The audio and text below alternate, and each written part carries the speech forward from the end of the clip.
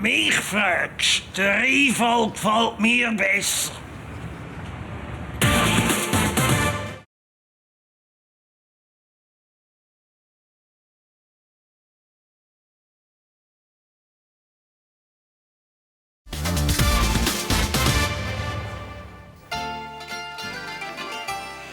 Weisst du, die Tessiner werden auch überschätzt. Die können auch noch lustig sein, wenn es 2, 3 Boccolino intus haben. Und die Arbeitonen machen ja Deutschschweizer, oder?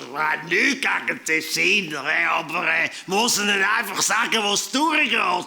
Aber so kommen schön da, die kleinen Käffli. Das ist auch ein Teil von unserer Schweiz.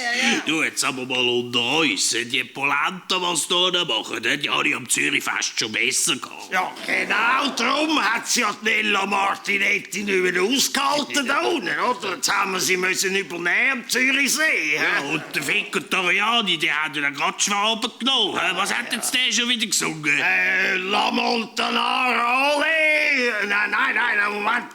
Silberfäden zart durchziehen, meiner Mutter grauer Star. Du, komm so, die halten mal die Schnur. Die Leute schauen ja schon an. So, darf ein bisschen fröhlich sein in der Ferien. Bist du schon selber anfangs einen halben Tisch Chinesisch? Ja.